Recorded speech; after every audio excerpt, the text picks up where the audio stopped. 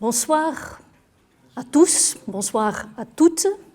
Bienvenue à cette soirée discussion autour d'un thème qui pourrait paraître à certains comme anachronique et sortir tout droit d'une querelle médiévale finalement sans grand intérêt dans un contexte européen sécularisé. En effet, nous allons parler ce soir du blasphème, l'offense faite à Dieu.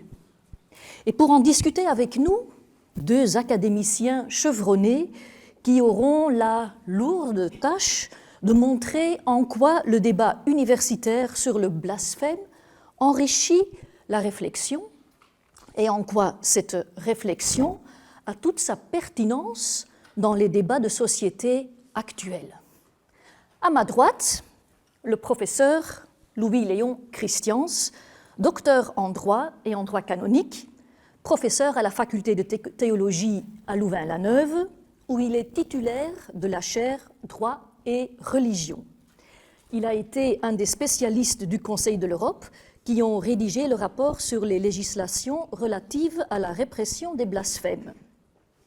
Il a aussi été un des experts mandatés par le Haut Commissariat des droits de l'homme des Nations Unies pour rédiger un rapport international relatif à l'incitation à la haine religieuse.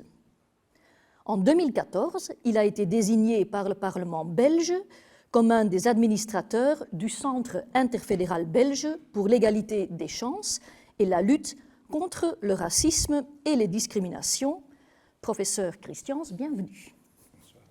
À ma gauche, le professeur Walter Lesch, philosophe, théologien et professeur d'éthique à l'Université catholique de Louvain, à la faculté de théologie et à l'école de philosophie. Son enseignement et sa recherche portent sur des questions fondamentales de l'éthique et sur des questions d'actualité, notamment l'immigration, le populisme et la crise du projet européen. Il est le responsable académique du master interfacultaire en sciences des religions et vice-président de l'Institut RSCS, alors religion, spiritualité, culture et société. C'est bon. Il a publié plusieurs articles en lien avec le sujet de ce soir, traitant de la liberté artistique ou encore des regards satiriques sur les religions et aussi sur l'humour comme remède contre le fondamentalisme. Professeur Lesch, à vous aussi, bonsoir et bienvenue. Bonsoir. Bien. Professeur Lesch, le mot blasphème n'est pas univoque et n'a certainement pas toujours eu la charge émotionnelle que l'on lui connaît aujourd'hui. Il me semble que lorsqu'on évoque de nos jours le blasphème, nous sommes dans une tension constante entre laïcité affirmée et hypersensibilité religieuse. Je pense alors aux réactions épidermiques que peuvent avoir certains groupes très identifiés qui crient au scandale quand elles se sentent lésées dans leurs convictions religieuses. Merci beaucoup. Donc, je fais un maximum pour respecter le temps qui m'est accordé. Donc, si on m'avait invité à un tel débat au temps de mes études, j'aurais été très étonné. On n'a pas parlé de blasphème à l'époque, mais vous direz c'était il y a très très longtemps. Donc le thème est de retour pour plusieurs raisons. Un sujet qui est difficile à définir. Donc pour essayer quand même une définition, on est dans un premier temps plutôt dans la perspective du droit, dans le sens d'un constat d'un délit en matière de religion. Oui, quelque chose comme un manque de respect à l'égard de la religion ou plus précisément de la divinité, se moquer de Dieu, de la chose divine. On pourrait dire que dans un premier temps qu'avec l'affaiblissement de la religion, le blasphème devrait aussi disparaître, ce qui manifestement n'est pas le cas. Là, je peux vous montrer donc, un diapo qui vous montre d'une manière très très ludique une présence de ce que certains appellent aussi blasphème, mais on pourrait aussi l'appeler autrement, donc les fameux jurons de nos amis québécois, Donc là, c'est typiquement le réflexe d'une sécularisation, la possibilité de se moquer de la religion, mais à partir d'une culture fortement marquée par le religieux. Et lorsqu'ils disent « je m'en calisse » ou des choses comme ça, ou utilisent « tabernacle » dans pas mal de phrases, il n'y a pas forcément un discours très, très développé en matière de religion. C'est tellement entré dans les coutumes du langage que l'effet disparaît aussi. Donc, d'un côté, l'affaiblissement de la religion, et dans cette perspective-là, le blasphème n'est plus considéré comme un délit, même, et on en parlera encore, s'il existe encore dans certaines législations en Europe et ailleurs. Mais on pourrait dire, et ça c'est une première hypothèse sur laquelle je reviendrai dans cette petite intervention, le concept n'a plus de sens dans un monde profane. Donc lorsqu'on plonge vraiment dans le monde profane, il n'y a pas de place donc, pour quelque chose comme le blasphème. Et de l'autre côté, donc, ce thème est de retour, même avec force, et nous inquiète. Donc il y a des gens qui réfléchissent 1000 fois, est-ce que je peux me permettre d'être considéré comme blasphématoire?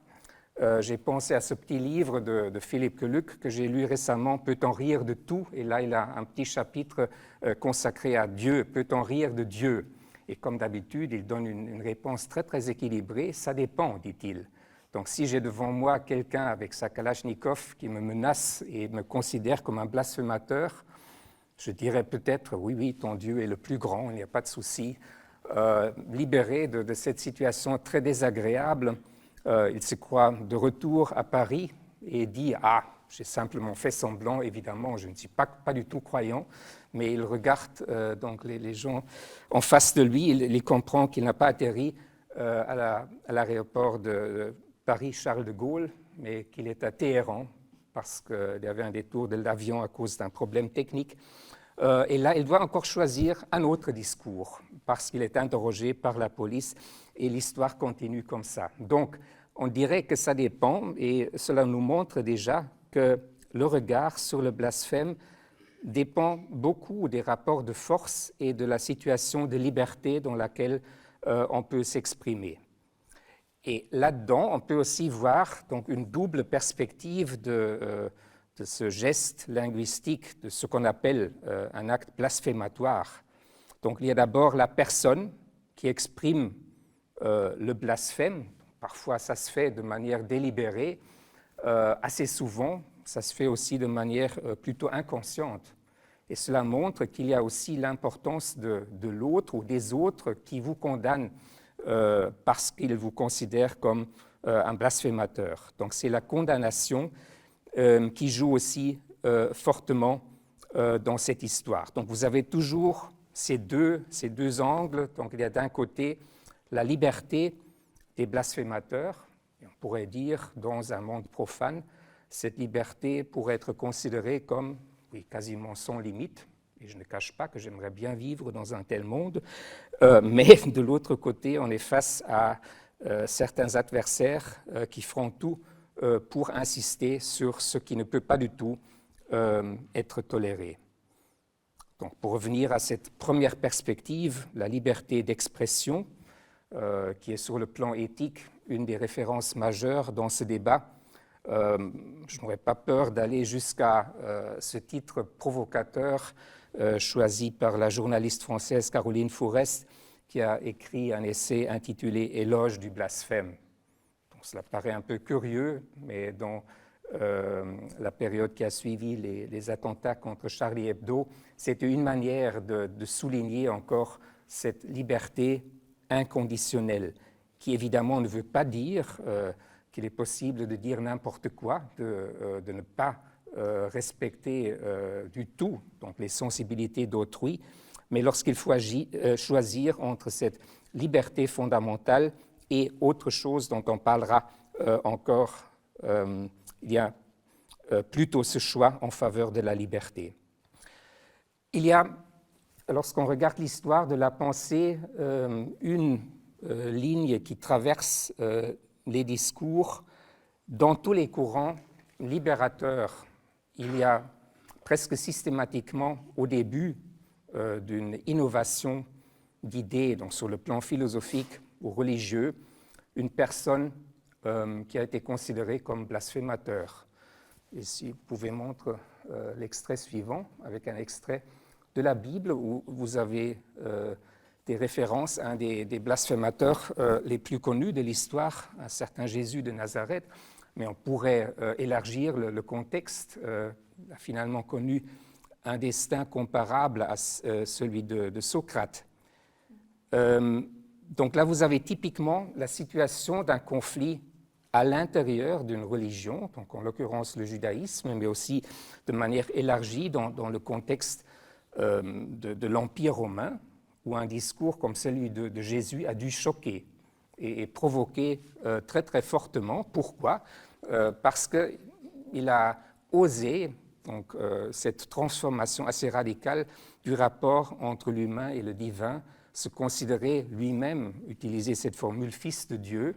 Il n'avait pas trop de marge de manœuvre donc pour les gestionnaires de l'orthodoxie que criait blasphème. Et c'est comme ça donc, qu'il a dû rencontrer donc, son destin rien que sur ce thème-là. Donc là, on ne peut pas se servir du bon Jésus ou de Socrate donc, pour avoir toutes les excuses du monde. C'est nettement plus compliqué, mais j'aimerais simplement attirer votre attention sur cette perspective de la tradition.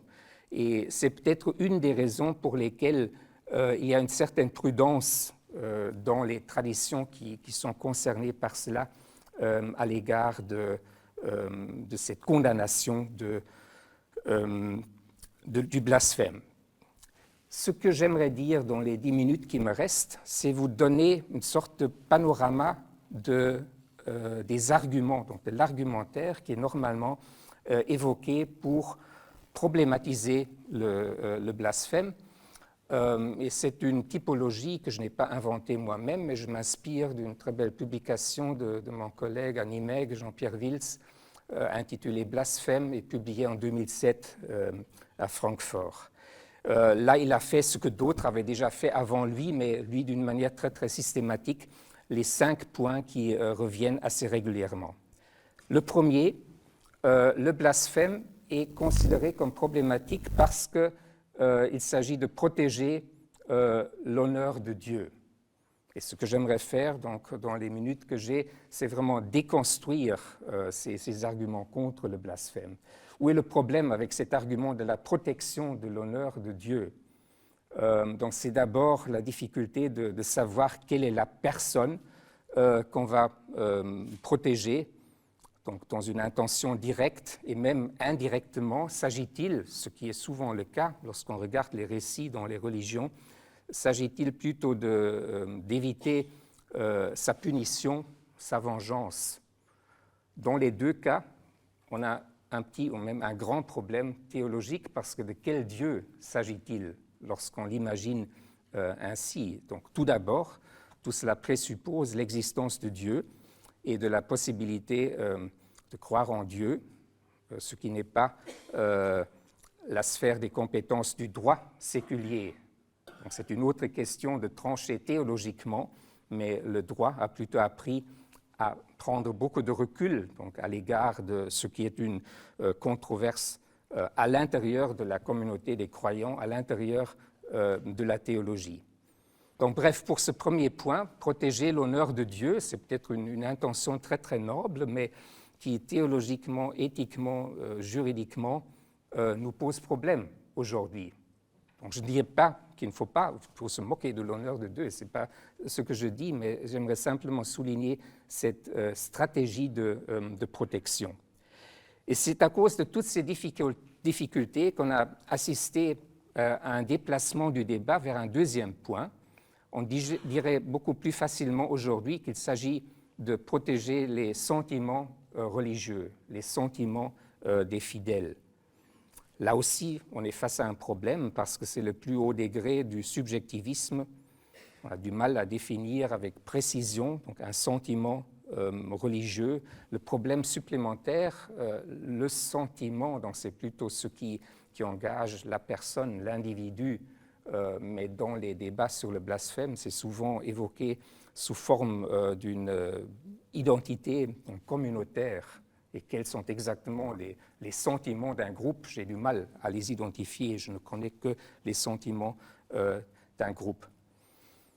Donc, l'argument serait que les blasphémateurs blessent tout le temps la sensibilité des gens, mais on pourrait aussi tourner l'argument contre cette attitude. Ceux qui militent contre le blasphème blessent la sensibilité des gens raisonnables. Donc, vous voyez que c'est un argument dans les deux sens purement stratégiques, ce qui fait implicitement la concession que le premier argument ne marche pas du tout, mais même avec le deuxième, donc on n'est pas vraiment sorti des difficultés.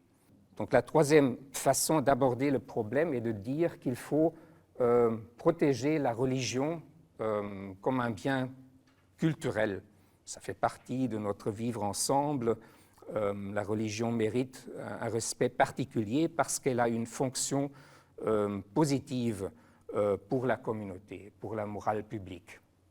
Et dans le meilleur des cas, on pourrait dire oui, en effet, c'est comme ça, et si tout va bien, la religion joue ce rôle honorablement et l'ordre public profite de la religion. Donc, et vous avez la série des conséquences aussi en matière de blasphème.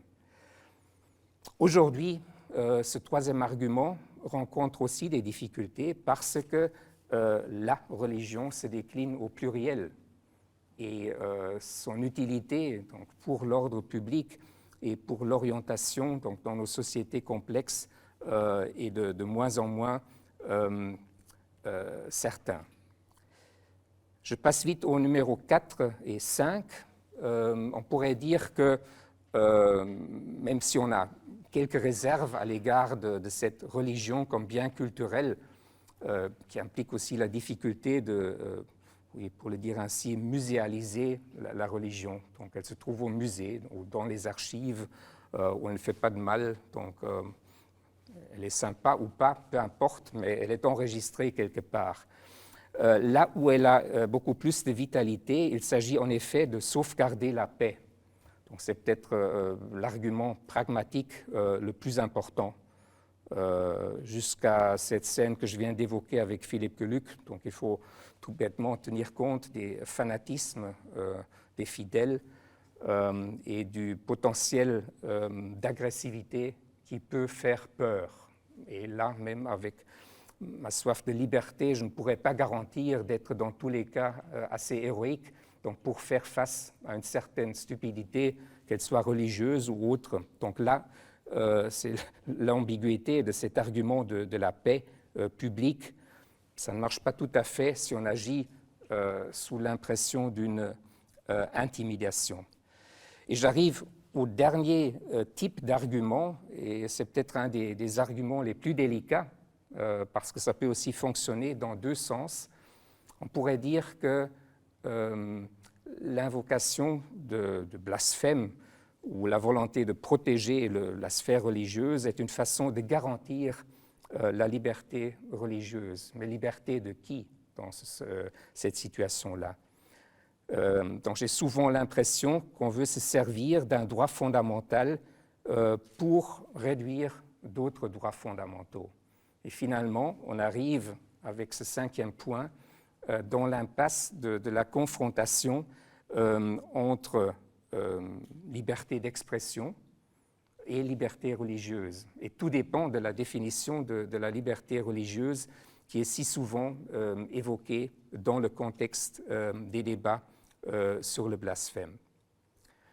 Donc pour terminer peut-être avec deux images, et pour ne pas faire de concession à l'une ou l'autre religion, donc vous connaissez toutes et tous cette fameuse caricature dans Charlie Hebdo, après l'affaire des caricatures du prophète en 2005, donc on est au début de 2006, aussi dans le contexte du procès lancé contre Charlie Hebdo et le prophète qui est montré parce qu'il est débordé par les intégristes. Évidemment, on peut faire le même jeu avec toute autre religion, Et là, vous auriez la réaction à l'égard des manifestations souvent assez intégristes contre le Golgotha Picnic, donc une pièce de théâtre qui a fait couler beaucoup d'encre dans certaines villes en France. Il y avait pas mal de manifestations à Toulouse, à Paris aussi. Et donc Charlie Hebdo a encore une fois frappé donc pour donner son point de vue sur cet engagement de beaucoup de gens qui, comme souvent dans ce cas de figure, disent « Ah, je n'ai même pas vu cette pièce de théâtre, mais je suis contre ». Donc là, vous avez une autre difficulté qui est assez typique. Donc je termine avec une bouteille donc, qui s'intitule Blasphème, donc là, de retour au Québec. Et cela montre quand même qu'on est entre, oui, les extrêmes de la culture populaire et quelque chose qui est quand même sérieux dans le sens d'être confronté à des phénomènes qui nécessitent, oui, un apaisement, une sorte de désescalade, parce que le but ne peut pas être de vouloir être blasphématoire à tout prix, mais c'est ce que j'ai voulu montrer, c'est quand même le retour d'un phénomène qui inquiète, qui interpelle et qui doit mobiliser une fois de plus aussi nos capacités d'argumentation, parce que ce que je viens de faire, lorsque j'ai parcouru ce schéma des 5 points, n'est pas du tout évident, parce qu'on trouve chaque fois des contradictions qui, oui, demandent la continuation du débat intellectuel. Merci beaucoup. Professeur Christians, j'ai entendu protéger les sentiments, le bien culturel, l'ordre public, la paix, la liberté religieuse, voire protéger l'honneur de Dieu.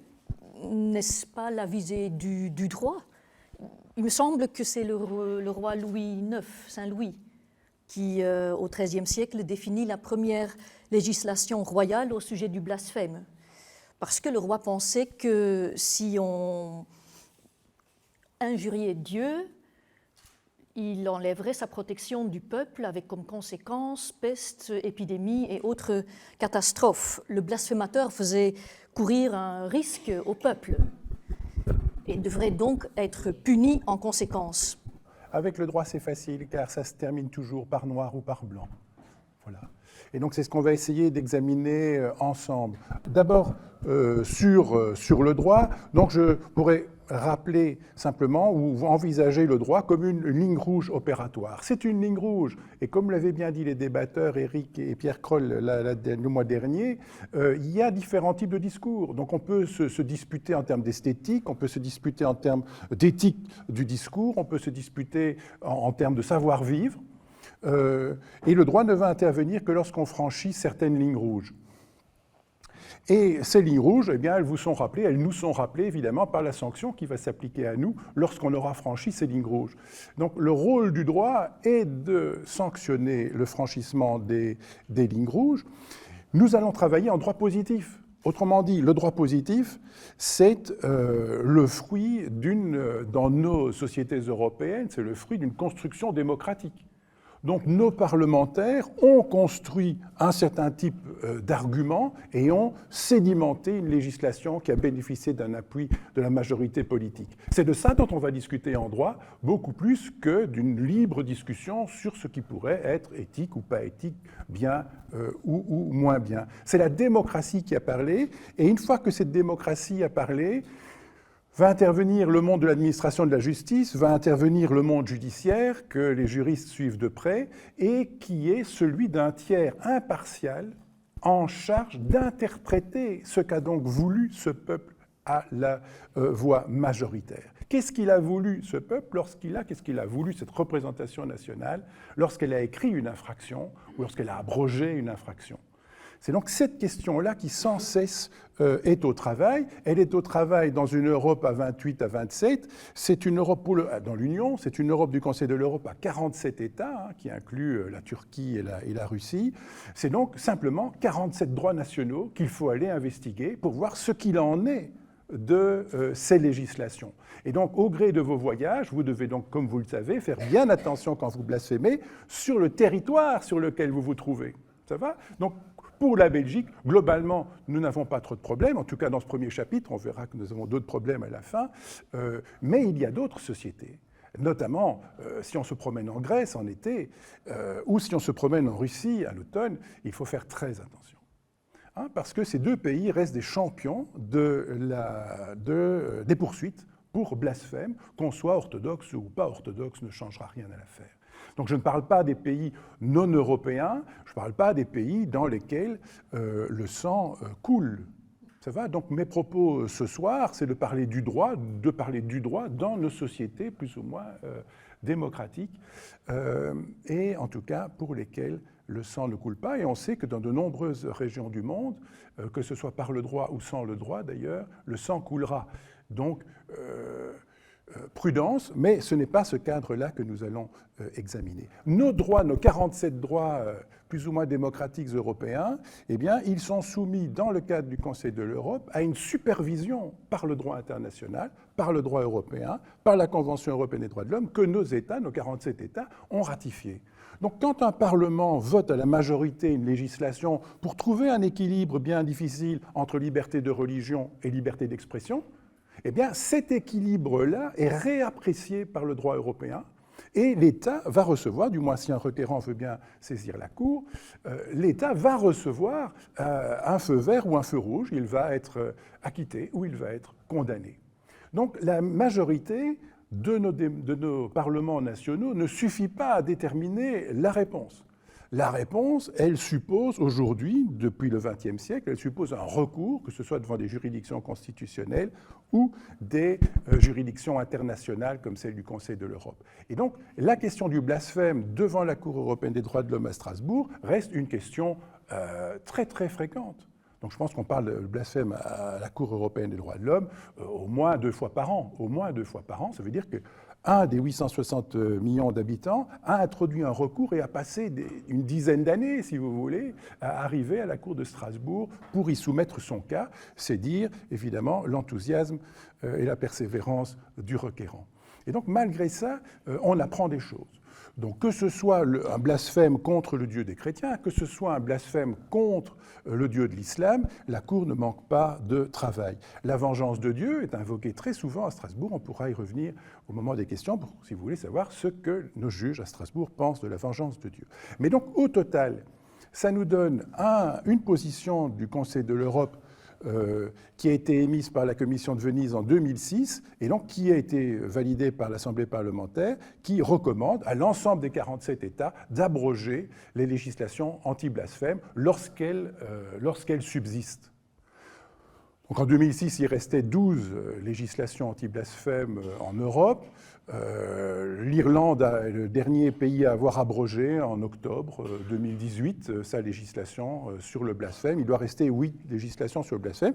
Vous avez les États qui sont là en rouge.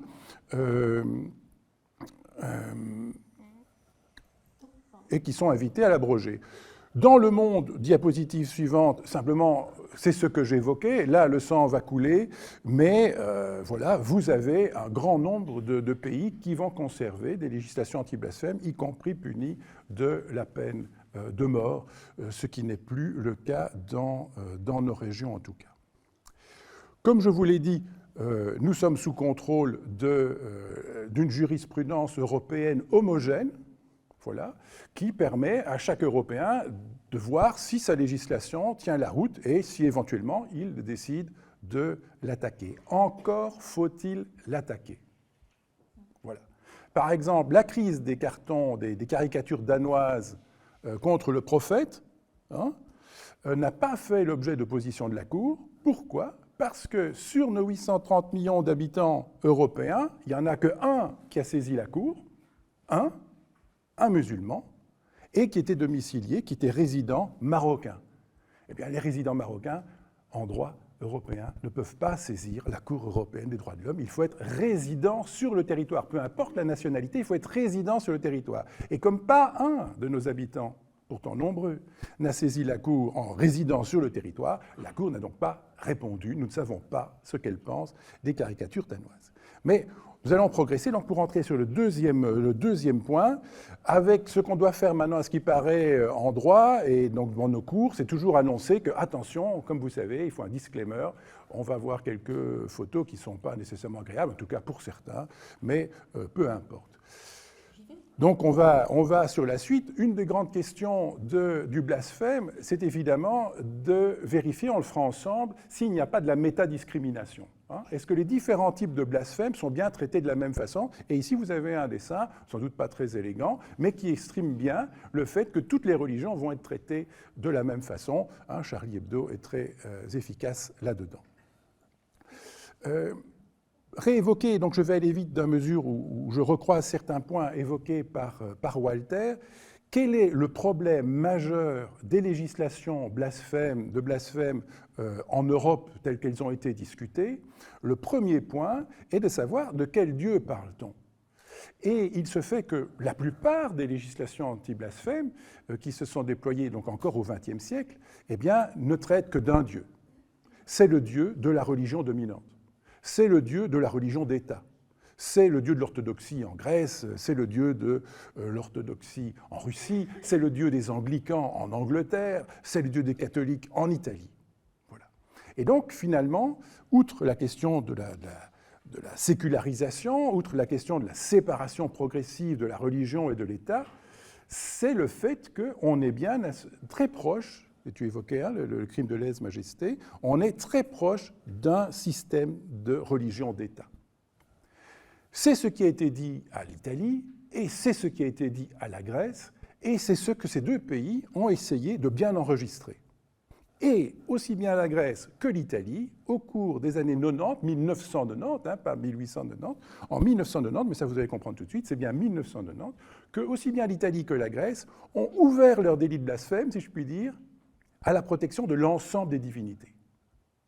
Bel effort pour la Grèce, bel effort pour l'Italie aussi. Tous les dieux sont désormais protégés. Mais il y a un gros problème, dont ils se sont tout de même rendus compte depuis. C'est que lorsque la législation vise un Dieu que les gens connaissent, on connaît qui est le Père, on connaît le Fils, on connaît la Mère. Tout ça est très facile, si je puis dire, de repérer quand il y a offense, quand il y a blasphème. Mais quand on veut protéger l'honneur, si je puis dire, la réputation de l'ensemble des divinités, comment est-ce que vous reconnaissez la divinité? Elle m'a parlé hier. Donc ça devient impossible pour le parquet. Ça devient impossible pour le parquet d'assumer la générosité du législateur. Le législateur grec, même le grec, va dire « je protège tous les dieux ». Tous les dieux raisonnables. Donc pas le dieu des sectes, pas le dieu des témoins de Jéhovah. Pour la Grèce, vous savez que c'est une question très sensible. Bon, voilà. Tous les dieux. Mais il est impossible de protéger tous les dieux parce que l'État ne les connaît pas. À la différence des anciens systèmes de culte reconnu, la Belgique est un régime de culte reconnu, où on connaît les dieux qu'on a reconnus. Il y en a 6. Bon. Le deuxième point, c'est donc... il y avait encore un point sur la diapositive. Voilà, un dieu qui a fait problème, évidemment, et qui fait toujours discussion aujourd'hui, c'est le dieu des athées. Le dieu des athées, les athées disent c'est bien gentil de protéger l'ensemble des divinités, mais et la nôtre? Et comme il n'y en a pas, il suggère donc qu'on abroge le délit. Voilà. Par ailleurs, les difficultés peuvent se multiplier, puisque dans les législations qui maintiennent une prohibition du blasphème, il y a la protection de Dieu, il y a la protection de ses saints, il y a la protection des leaders religieux, il y a la protection de dogmes jusqu'à un certain point. Et donc, il y a une sorte de décrescendo qui fait que l'extension peut être très grande dans la protection du délit de blasphème. On est donc passé à la question du droit au respect des croyances des personnes, on va y revenir. Que dit le droit de cela? Donc, pas grand-chose, vous allez voir en tout cas aujourd'hui, il y a eu quelques tentatives en France. Et puis on arrive à la question du respect des croyants eux-mêmes. Donc pas le respect des croyances des croyants, le respect des croyants. Donc pour nous résumer où nous sommes maintenant, ça signifie que le Conseil de l'Europe donne recommandation à l'ensemble des 12 États, des 8 encore aujourd'hui, d'abroger ce délit. Bon. Est-ce à dire que tout est abrogé? Et donc la réponse est évidemment non, sinon je ne l'aurais pas posée. Donc, oui, donc ici c'est... Vous savez que les femmes, ces militantes qui se déshabillent très rapidement en peinturlurant certaines choses sur leur corps, là c'était à la cathédrale Notre-Dame de Paris, mais oui c'est ça, mais il y a eu un problème, un autre, il y a beaucoup de photographies sur Internet, c'est difficile de... Voilà, mais donc, il y en a une qui s'est déshabillée à l'église de la Madeleine à Paris, et la Cour de cassation, ce 9 janvier, la Cour de cassation de France, ce 9 janvier 2019, a confirmé la condamnation de cette femelle. Alors, non pas pour blasphème, parce que le délit de blasphème a été abrogé à la Révolution, puis il est revenu un peu, mais puis il est reparti. Donc il a été abrogé, mais pourquoi ? Parce qu'elle a troublé l'exercice du culte. Elle a troublé l'exercice du culte. Alors le délit, c'est qu'elle s'est déshabillée, c'est ça, on ne peut pas se déshabiller en France, hein, quoi qu'on en pense. Et donc, on ne peut pas se déshabiller en France. Elle l'a fait dans une église, et la Cour de cassation criminelle de France note qu'elle a troublé le culte. Et quand vous lisez l'arrêt, vous découvrez ce qu'est le culte. C'était la répétition de la chorale de la Madeleine. Voilà.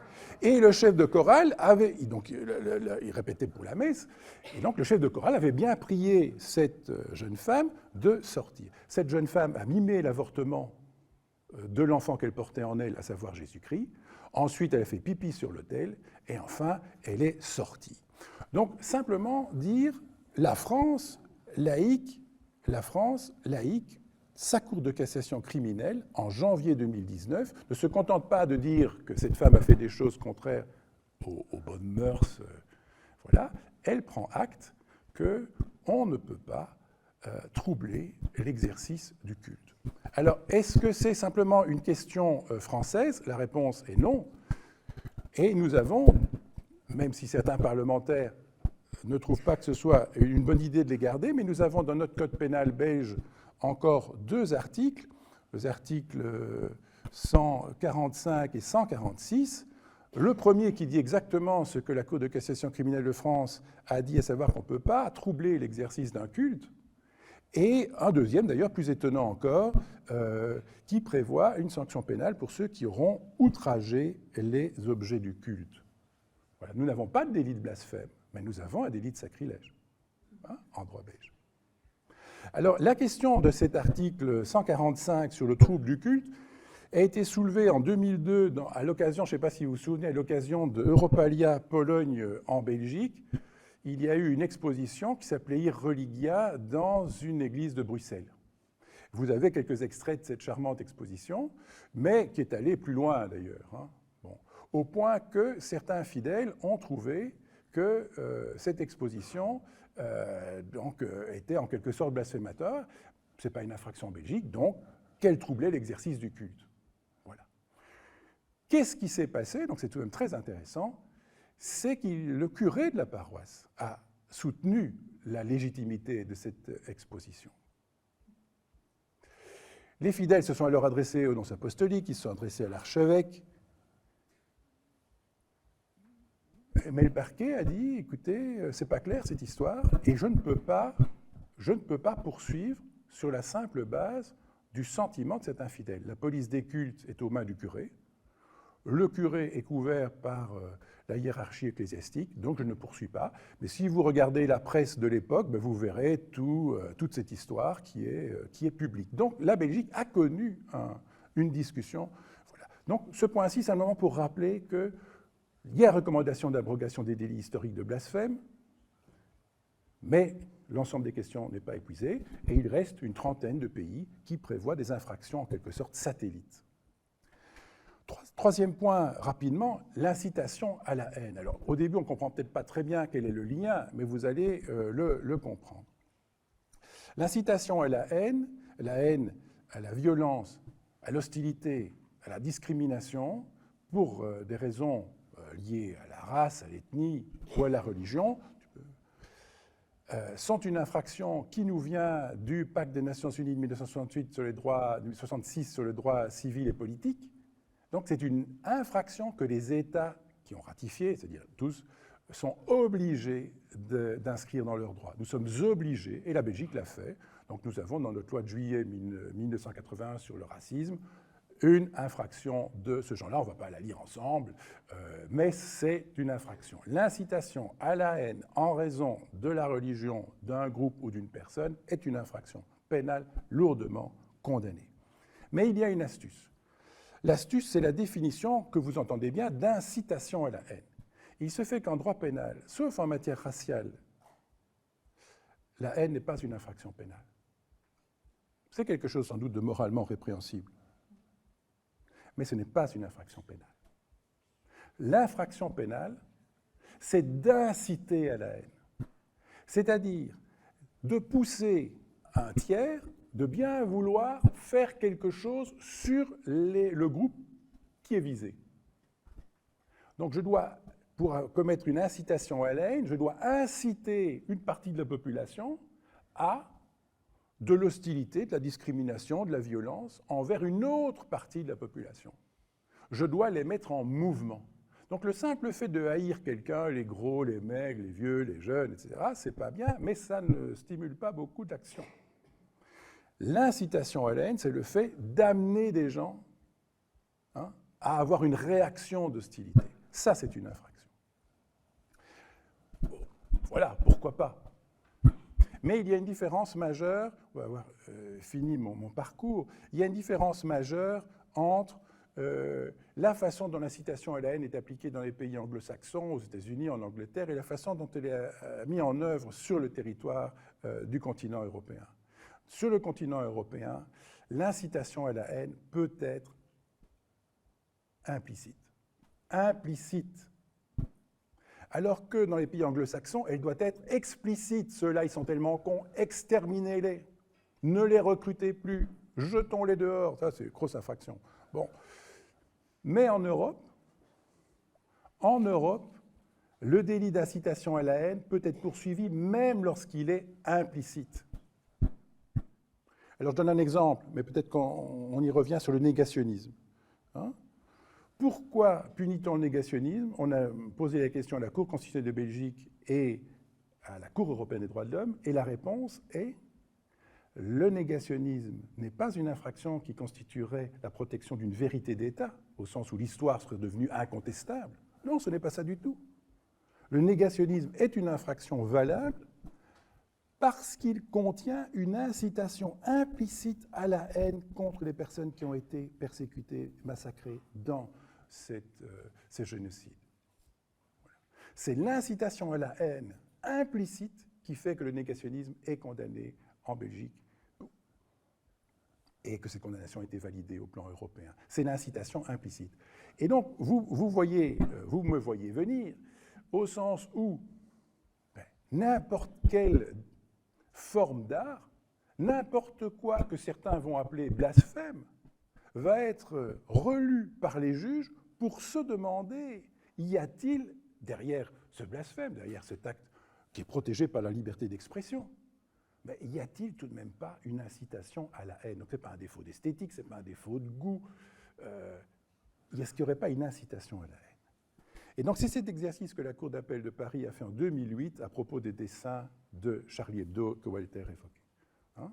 Et vous avez là un extrait de l'arrêt. Oui, celui-là, voilà. Et la Cour d'appel de Paris dit, écoutez, j'ai bien vu les dessins, d'ailleurs comme tout le monde, j'ai bien vu les dessins, mais tout le monde connaît Charlie Hebdo, et c'est un dossier, Charlie Hebdo menait un dossier sur pourquoi que certaines religions connaissent des fanatiques qui adoptent des conduites violentes. Et donc vous voyez bien qu'il n'y a pas du tout une incitation à la haine derrière ces dessins, il y a simplement l'accroche un peu audacieuse d'une véritable question de nos démocraties, c'est pourquoi certains religieux ou pourquoi certaines religions deviennent-elles le prétexte à une violence. Voilà. Et donc le turban du prophète avec une bombe, c'est la façon qu'a Charlie Hebdo, non pas d'inciter, dit la Cour d'appel de Paris, d'inciter à la violence contre les musulmans, mais d'appeler à une réflexion sur pourquoi et comment une religion peut devenir un prétexte, en tout cas pour certains, à la violence. Mais la Cour d'appel de Paris dit « j'ai tout bien lu » Et dans le contexte en question, quand je regarde sous les dessins, je ne découvre pas d'incitation à la haine. Je découvre des propos qui choquent, qui heurtent, qui inquiètent, mais la liberté d'expression est faite pour les propos qui choquent, heurtent ou inquiètent. C'est un vocabulaire de la Cour européenne des droits de l'homme. Quand vous dites à votre voisin « il fait froid aujourd'hui », jamais vous ne serez inquiété. Jamais. La liberté d'expression n'existe, dit la Cour, que pour les propos qui choquent, heurtent ou inquiètent. C'est pour ça qu'il y a la liberté d'expression. Voilà. Et tout de même, deuxième exemple qui concernait quelqu'un qu'on a connu pendant quelques années sous le nom de Père Samuel, qui est passé en tribunal correctionnel à Charleroi le 26 septembre 2008, pour avoir écrit dans un superbe livre les versets angéliques « Chaque musulman qui naît est une bombe pour l'Occident ». Voilà, eh bien, donc, le tribunal correctionnel de Charleroi a lu ce livre, a entendu les déclarations tout à fait explicites à la télévision, etc., de ce religieux, et le tribunal correctionnel de Charleroi dit que par ses propos répétés et par son charisme, le prévenu incite bien à la haine à l'égard de ces personnes. Donc voilà. La Cour d'appel de Paris a lu, elle a contextualisé, elle n'a pas vu d'incitation à la haine. Le tribunal correctionnel de Charleroi a lu, dans une autre affaire évidemment, et là, il a vu une incitation à la haine. Voilà le régime dans lequel nous sommes entrés en Europe continentale.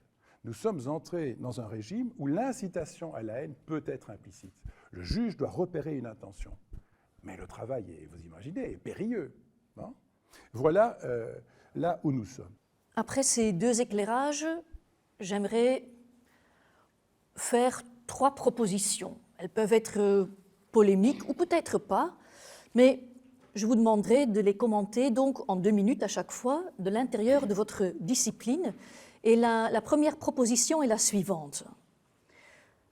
Le blasphème n'est pas un droit. Nous ne pouvons pas dire tout ce que l'on veut au sujet de Dieu et des religions sous couvert, par exemple, de la liberté d'expression. Vous alliez y revenir, je pense, professeur Christians, du point de vue du droit. Est-ce que c'est un droit, le blasphème ? Voilà, donc, je pense que là, on est sur une belle polémique, au sens où le mot droit, évidemment, est ambigu en droit. Et donc, un de nos maîtres ici à Louvain, François Rigaud, a écrit abondamment sur la différence qu'il y a entre une liberté et un droit. Voilà. Et il a écrit, notamment à propos de la vie privée, des choses très savantes. Et donc, je voudrais simplement faire moins savant que François Rigaud et dire qu'une liberté, c'est une garantie d'autonomie responsable. Nous sommes garantis de pouvoir être autonomes. Nous avons la liberté de dire n'importe quoi, mais nous en sommes responsables. Nous engageons notre responsabilité et alors souvent, certains journalistes s'émeuvent du terme responsabilité, hein, ça ils n'apprécient pas tellement, mais la responsabilité, ce n'est pas une menace, c'est simplement le fait qu'on assume ses actes. Voilà. Quant à l'expression au sens strict de droit, elle suppose un débiteur. C'est qui sur lequel vous auriez un droit de tirage de blasphème ? Voilà. Quel est le fidèle que je pourrais mettre devant moi en vue de pouvoir lui dire enfin tout ce que je pense de son Dieu ? Eh bien, ça n'existe pas. Et donc, pour bien faire comprendre ça, notamment aux étudiants, la liberté d'expression, c'est la liberté de dire des bêtises. Voilà. Mais la liberté de dire des bêtises n'équivaut pas au droit de dire des bêtises. Et à l'examen, ils le comprennent très bien. Puisqu'ils ont bien la liberté de dire des bêtises. Mais s'ils avaient le droit de les dire, je ne pourrais pas les mofler. Voilà. Ça, c'est un point important. Donc, je comprends que dans le débat public, et après beaucoup de souffrance peut-être des uns et des autres, c'est assez revigorant de dire « j'ai le droit au blasphème, enfin je vais repartir, régler mes comptes ». Mais voilà, c'est l'usage, je trouve, pas totalement certain de l'expression « avoir le droit au blasphème hein ». C'est une liberté. Voilà. Professeur Lèche, est-ce un droit ? Pour avoir un peu de débat entre nous, je dirais non, c'est un droit. Je crois que c'est important d'avoir cet espace de liberté au maximum. Donc ce n'est pas forcément ce qu'on choisit avec joie pour dire je veux poser des gestes blasphématoires. Parfois c'est aussi un geste d'autodéfense. Je crois que ce qui ne devrait pas se passer donc, sous cette couverture de blasphème, quelle horreur, la religion n'est pas une pratique évidente, de moins en moins. Elle n'a jamais été, mais je crois que de nos jours, il y a de plus en plus cette nécessité de donner des raisons, de réfléchir donc, sur ses propres choix. Ça peut parfois être très épuisant, mais c'est clair que là, où on passe même sa vie quotidienne avec l'étude de la religion, par exemple, dans les facultés de théologie ou des instituts de recherche sur le phénomène religieux, sont aussi des lieux assez blasphématoires. Donc je ne raconte pas de secrets de notre cuisine interne, mais je crois que donc cette confrontation quotidienne avec un phénomène qui a quand même ses aspects obscurs, bizarres, pour ne pas dire plus. C'est une question de survie intellectuelle, d'honnêteté intellectuelle, de dire ce qui cloche, donc ce qui provoque des réactions.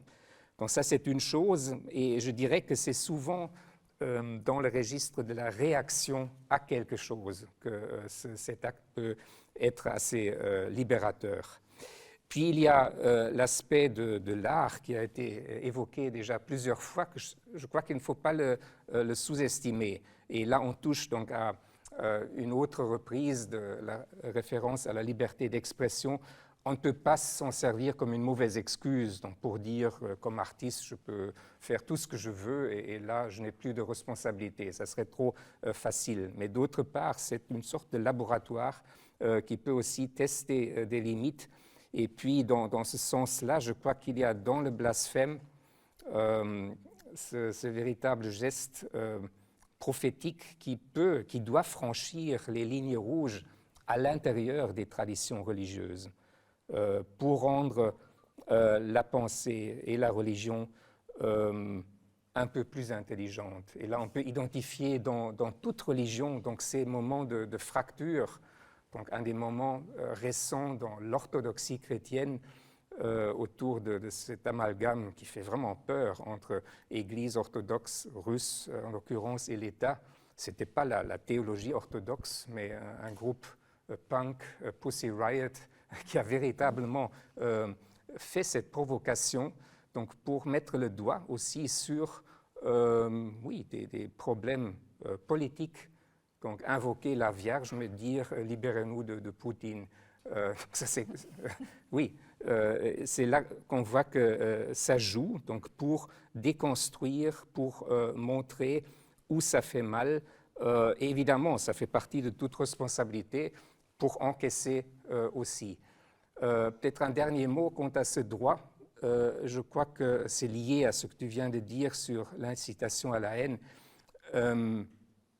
Il y a une différence entre la volonté de viser un groupe, un collectif ou un individu qui peut être déstabilisé dans ses convictions, qui doit être protégé aussi dans sa quête de reconnaissance, de réputation. Je crois que ce sont deux choses différentes. Là où vous êtes face à une grande machine qui a des moyens donc, pour bien se protéger, on n'a pas besoin de tout le dispositif du droit donc pour tirer donc, sur les petits blasphémateurs qui sont quand même relativement impuissants donc, face à cette grande machine d'une orthodoxie quelconque. Et je dirais que là, le geste est nécessaire, vraiment comme une action de libération, sans la certitude de vraiment mener donc, vers une meilleure solution. On oublie souvent que le blasphème, ce n'est pas uniquement la petite minorité qui vise donc, la grande institution, ça va aussi dans l'autre sens. Je crois qu'il y a des gestes terriblement blasphématoires de l'arrogance du pouvoir contre l'individu qui est déstabilisé dans ses croyances, une institution qui n'arrive pas à reconnaître les droits de personnes homosexuelles, par exemple, mais qui se sentent pleinement à l'intérieur de cette communauté c'est aussi une sorte de mise en question de la crédibilité d'une telle institution.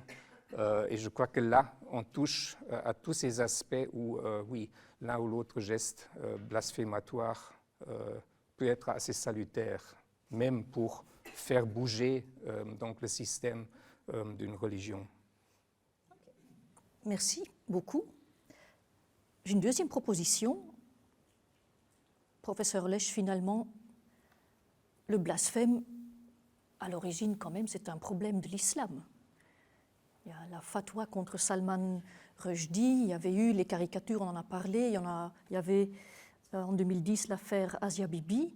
Si tout ça n'avait pas eu lieu, nous ne serions pas là ce soir. Le blasphème est un problème de l'islam. Je ne dirais pas comme ça. Donc, tout d'abord parce que je ne veux pas être taxé d'islamophobie, mais c'est une très mauvaise excuse donc, si on veut éviter cette question. Donc oui, évidemment. Donc là, il y a un point de départ de toute façon pour le débat que nous menons ce soir. Donc, dans mes souvenirs, il y a aussi cet événement qui m'a beaucoup marqué, donc cette condamnation de l'écrivain Salman Rushdie et de ses versets sataniques. Donc, c'est un des moments vraiment déclencheurs d'un nouveau débat et du regard qu'on peut porter sur certaines réalités. Donc, je crois que là, il n'y a rien à faire. Il suffit de voir la carte du monde, les pays dans lesquels on peut voyager assez librement, ou on a envie de mettre ses pieds.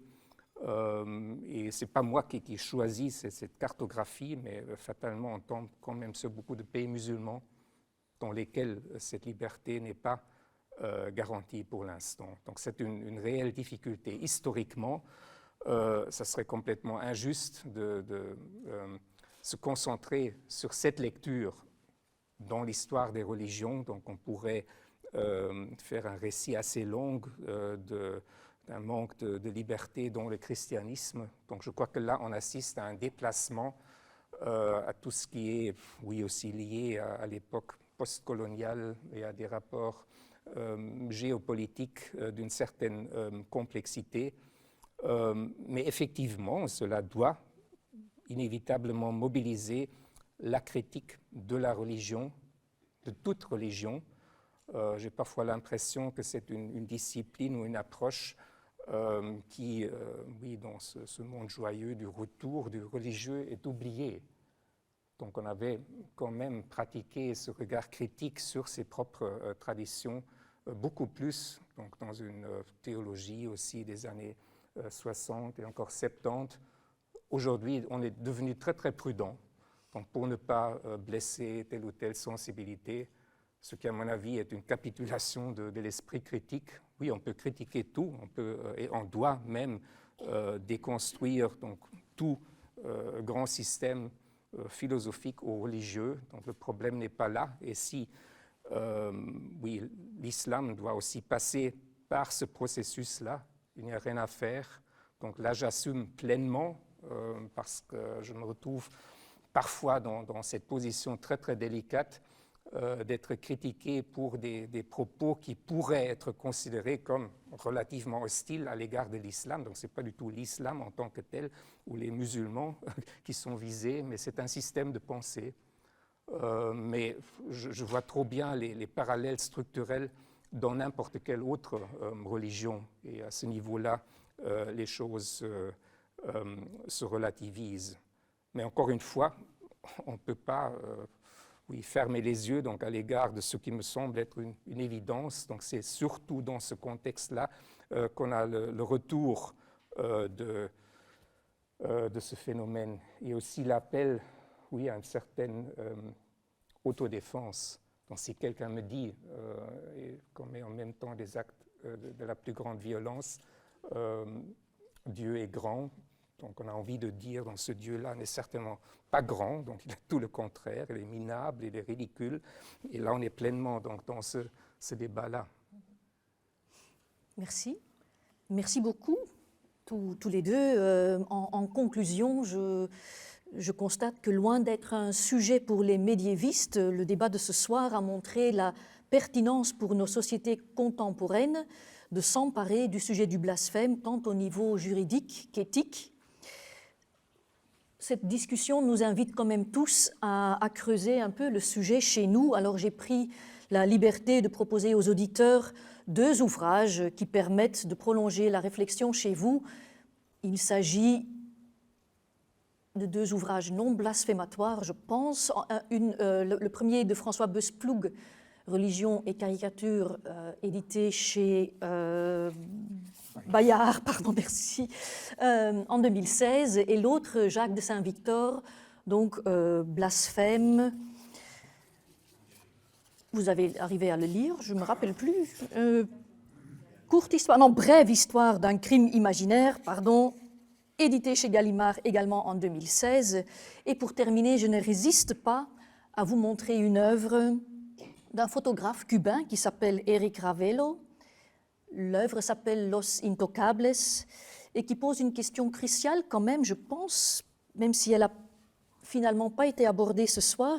Est-ce que le plus grand blasphème, ça ne serait pas de bafouer l'image de Dieu par l'atteinte à la dignité de l'humain, à l'imago Dei et a fortiori à l'enfant? Et je me pose la question dans cette image que vous avez devant vous, où est le blasphème dans cette œuvre ?